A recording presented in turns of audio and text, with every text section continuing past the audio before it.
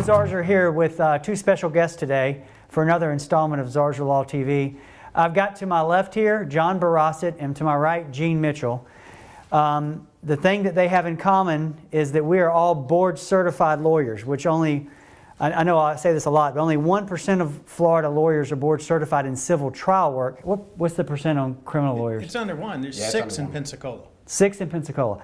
So what it means to be board certified, it means you're in an elite group of lawyers that in Florida that specialized in whatever area they are. These guys are board certified in criminal law, which means not only that they have extensive criminal law experience, but they had to pass an extra test. They have to recertify every 6 years, and they had to get judges and their own peers, their own lawyers, to recommend them to become board certified, just like the civil lawyers do. The reason that we're here today is that I have a tendency to know them because they rent space in our building here. And so I wanted to talk to them about a portion of their work that deals with, that sort of intersects sometimes with injury work. And that is the driving under the influence cases that they handle, obviously for criminal defendants, that we end up suing.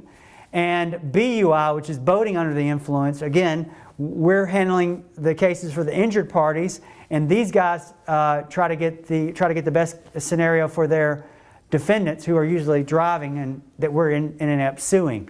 So some people may think, why the heck is this personal injury lawyer, hanging out with these guys that are defending the people that caused the injuries? Believe it or not, sometimes in many cases, these guys, while they're helping their clients, they can also help our clients, because if, for instance, there's a DUI case or a BUI case where we're trying to figure out where they were drinking, we can get that information from the lawyers that represent the drinkers. So generally speaking, though, I wanted them to talk to you about DUIs and BUIs. John, tell us what a BUI case is. Sure, it is important, and thanks for having us on, Sure. Joe. As the weather warms up, we live in this beautiful area around a lot of water. More people are going to get out on boats, and we want them to do it safely. First of all, they need to understand that it's not against the law to drink some alcohol and then operate a boat. That's not BUI. In fact, you can have an open container while you're operating a boat. But what a BUI is, where you drink alcohol to the extent that your normal faculties are impaired, or you have a breath or blood alcohol level of 0.08 or more. So that's what a BUI is. So don't get scared that just because you have a drink and operate a boat that you're going to get a BUI. And that's pretty similar to DUI, right? It is. Okay. It's very similar. So, Gene, is there any differences between a DUI and a BUI? It's huge. With a DUI, in theory, law enforcement has to have a reason to pull you over. With a BUI, they can pull you over for no reason to say we're just doing a safety check. Wait, they don't have to have probable cause to pull you over for BUI? Not at all. No, if you're an avid boater, most of you have probably been out there where an officer will pull you over, and what do they say? Well, we're going to do a safety inspection. They're going to check for your life vest. They're going to check for the flares, the whistles, etc.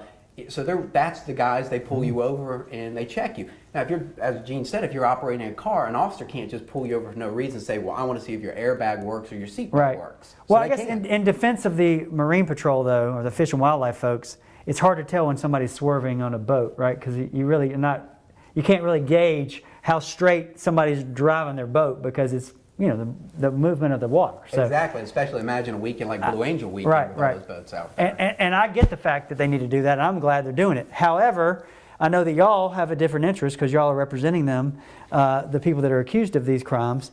And so from a standpoint of a BUI defendant or a DUI defendant, whatever, they're in a car or a boat, what kind of things, Gene, first, can you say to somebody if they're to avoid being charged with DUI? Well, for a DUI, the thing is to avoid being charged. Don't have illegal tint on your windows. Make sure your lights work all the time. Don't just give. What about Uber?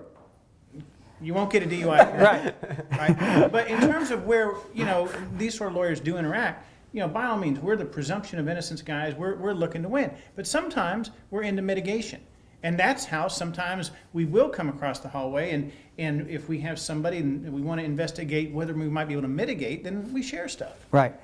What I want to tell you, Joe, is that I've been a prosecutor in this area and a criminal defense attorney in this area. It's important to know that the state attorney's office here in this area, the First Circuit, takes BUIs and DUIs very serious. Let me give you an example. Gene and I spend a lot of time in South Florida with other attorneys. Down in other areas of Florida, they will offer first offender DUIs and BUIs something called diversion, where that person can earn the dismissal of that charge. Up here in the First Circuit, our state attorney will not give you pretrial diversion on a BUI or a DUI. Wow. So it's they take them very seriously, which they should. I'm glad. So, a first offense DUI and BUI, you face up to 6 months in the county jail, even if you have no prior criminal history. Good. No offense, but in any event, board certification is really what the theme of this thing is, this video. If you're charged with a crime and you go to see a lawyer for your DUI or BUI, and they look at you and say, oh, it's going to be this much money, you don't sit there and just get your wallet out, right? You say to them, okay, well, what qualifications do you have? Are you board certified? If the answer is no, then you move on to the next person, because you're going to pay about this. What's the going, I don't want to put you on a box on this, average. What's the average retainer for the average DUI, BUI case? For a first offense, you're probably looking at starting $2,500 and up. Okay. And that doesn't cover all the classes they're going to take or possible fines. No, I understand. That's just for the attorney. And is it pretty safe to say that that quote would be given by a non-board certified lawyer equally as a board certified lawyer? Sure. And so if you apply that rationale to everything else in the world, wouldn't you want to get the most for your money? Well, the idea is you can graduate law school and you can hang a sign saying that you'll do every area of law. Right. And you can be no good in any of them. Right. Why not get a stamp that says you're good in being a personal injury lawyer? Why Right. not? Right. Or a criminal defense lawyer? Right. Well, it's a lot more investment of time. Well, sure.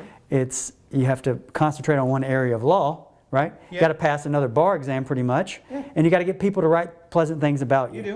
Okay. It's taxing. Which is not always easy. That's correct. So at the end of the day, you want to hire a board certified criminal lawyer if you have a criminal case.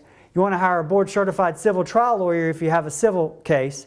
And if there's a situation where you get yourself into some kind of BUI, DUI trouble, and the victim's family has a lawyer like me coming after you, it's probably a good idea to tell your lawyer, your criminal lawyer, look, if we can help in any way, that victim, find another source of insurance possibly, or go after the bar that served me, or whatever to help. We want to do that because at the end of the day, somebody said mitigation, was it you? Yeah. Mitigation means, the court can possibly consider mitigation factors when they sentence you or the person, the defendant. So anyway, find you on the web at berosetlaw.com. That's correct. Find you on the web at GeneMitchell.org. And of course, ZarzaurLaw.com for us, 855-HIRE-JOE. If you've been injured or killed, your family members, by a BUI or DUI driver, feel free to contact us. Thank you very much.